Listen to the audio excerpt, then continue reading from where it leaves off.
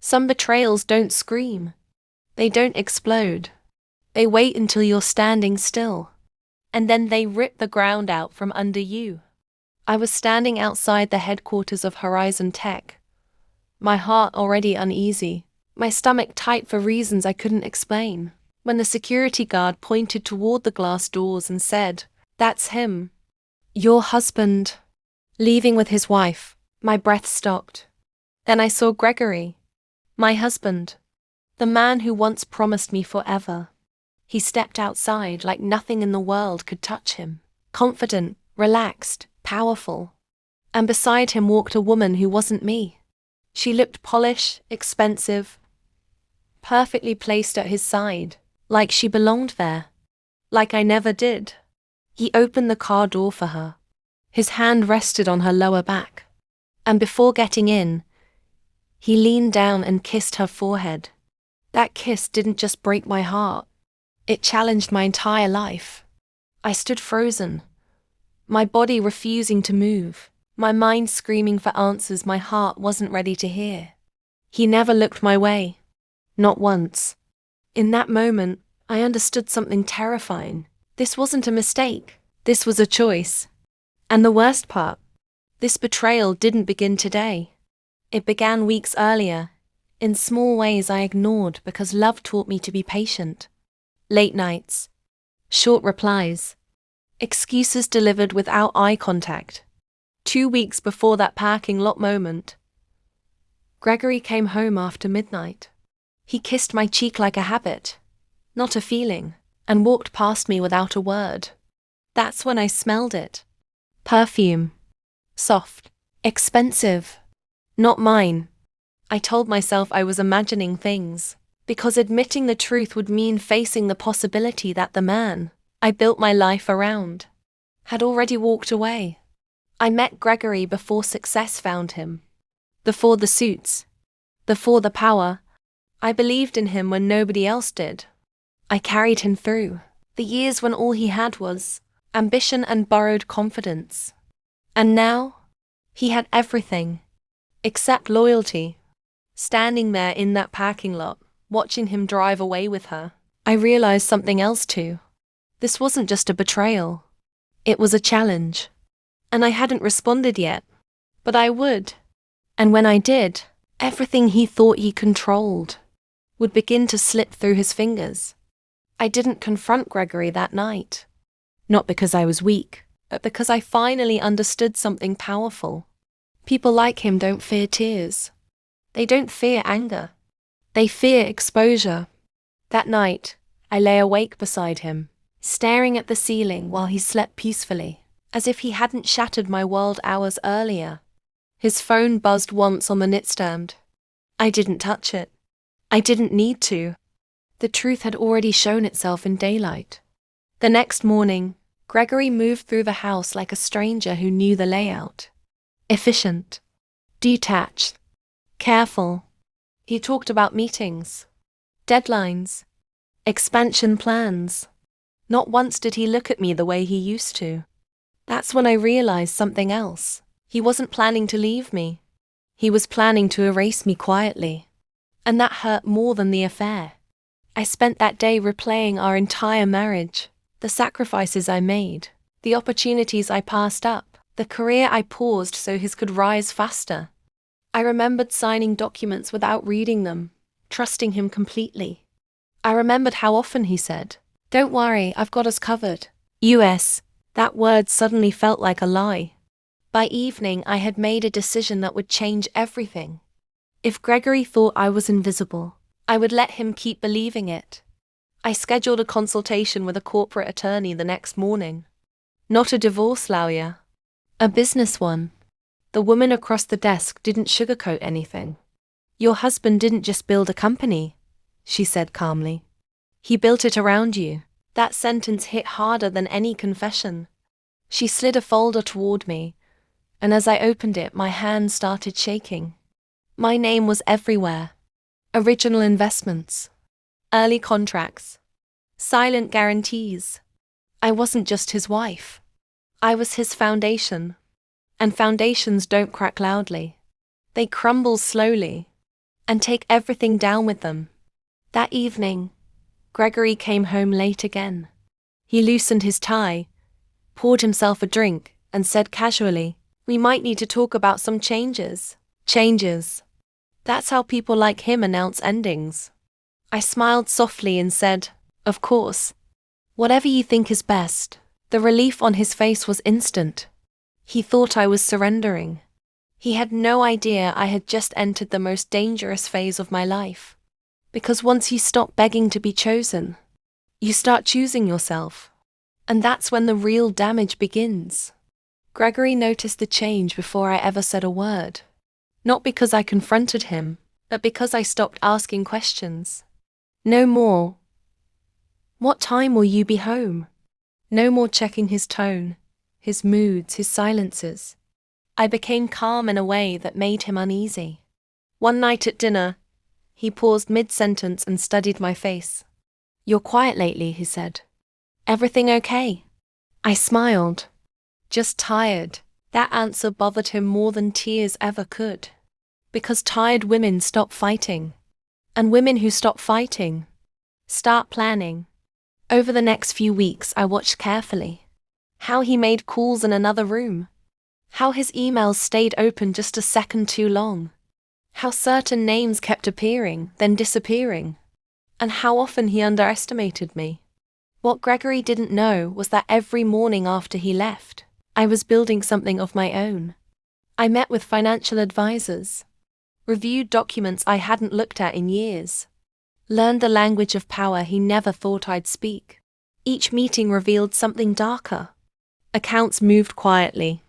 Assets requisitioned. Decisions made without my consent. Not illegal. Just strategic. That was the moment I stopped feeling hurt. And started feeling angry. One afternoon, I found an old notebook tucked in a drawer. My handwriting. Early business notes from when the company was nothing but an idea. Dates, numbers, signatures, proof. I sat on the edge of the bed holding it, realizing something terrifying and empowering at the same time. Gregory didn't just betray me emotionally. He built his future assuming I'd never look back. That night, he announced he'd be traveling more, said it casually, like it was already decided. I nodded. Told him to be safe. Inside, something locked into place. Because now I knew the truth. He thought he was slowly walking away from me. But in reality, he was walking straight into a trap built on his own arrogance. And the moment he realized what I knew, what I had access to, what I could undo, it wouldn't just cost him a marriage. It would cost him control. And once control is gone, everything else follows. The first crack showed on a Sunday morning. Gregory was pacing near the window, phone pressed to his ear, voice low but sharp. I could hear panic hiding under his confidence. "Yes, I'm sure," he said. "No, she doesn't know." I poured my coffee slowly, letting the moment stretch. Because I did know. Not everything, but enough. When he hung up, he turned to me with that familiar practice smile. The one he used when he needed control. "We might need to make some changes," he said. Just temporarily, there it was. The soft introduction to something already decided. "What kind of changes?" I asked. He hesitated. Just a second too long. "Moving money. Restructuring assets. You know, business stuff." I nodded, calm on the outside, shaking on the inside. Because those temporary changes were designed to leave me with nothing permanent. That afternoon I made my move. I didn't argue. I didn't threaten. I didn't cry. I called an attorney. Not just any attorney. The kind Gregory feared without knowing her name. By the end of the week, everything began shifting. Quietly. Accounts were documented. Timelines reconstructed. Ownership clarified. Every decision Gregory had made for us suddenly stood under legal light. At night, he grew restless. Started asking where I was going, who I was speaking to. Funny how control feels like love, until it starts slipping. Then came the dinner. Gregory sat across from me, confident again, sliding a folder across the table. "I think this is best," he said. "Sign it, and we keep things clean." I looked down at the papers. Pages filled with legal language meant to confuse, intimidate, rush. He watched me closely, waiting for fear. Instead, I felt clarity. The kind that comes when you finally stop protecting someone who never protected you. "I'll review it," I said. His jaw tightened. "There's no need. It's standard." I smiled. "So am I." That night, while he slept, I packed a single bag. Not because I was running, because I was preparing. And when I placed the signed papers back on the table the next morning, Gregory thought he had won. What he didn't know was that every move he celebrated was already accounted for. And the real consequences, they were just beginning. The phone rang at sunrise. I let it ring. Then again. And again. By the fourth call, I knew exactly what had happened. When I finally answered, his voice was unrecognizable. Panicked. Small. Stripped of that smooth confidence he wore like armor. "Something's wrong," he said. "My accounts are frozen." I sat at the kitchen counter, sunlight pouring in, completely still. "They shouldn't be," I said calmly. "They are," he snapped. "The bank says I don't have authority anymore." Silence stretched between us. Then realization landed. "What did you do?" he whispered. I didn't raise my voice. I didn't explain. "I protected myself," I said. "Something you never thought I'd do." By noon, his attorney called. Then another.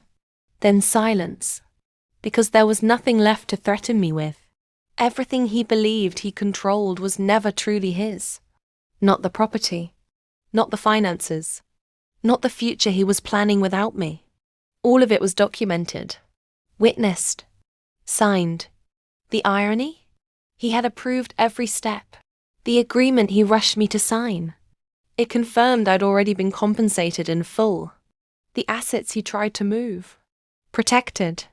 The leverage he thought he had. Gone. By evening, he showed up at the door. No arrogance. No charm. Just fear. "We can fix this," he said.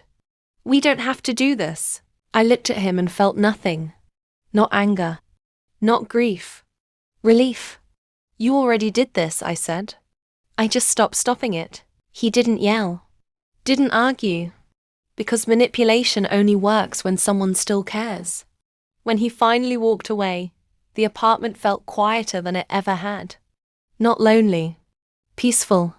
In the days that followed, everything settled into place. Ownership restored. Names removed. Access revoked. No dramatic court scenes. No public spectacle. Just consequences. Weeks later, I sat alone with a glass of wine, surrounded by the life I'd almost lost by trusting the wrong person. I thought about how close I came to signing away my future just to keep the peace. And how strength doesn't always look loud. Sometimes it looks like preparation. Sometimes it looks like silence. Sometimes it looks like letting someone believe they're winning, right up until they realize they never were. If you see yourself in this story, remember this: love should never require erasing yourself. And protecting what's yours doesn't make you cruel. It makes you free. If you want revisions, pacing tweaks, or even a darker or softer ending, just say the word.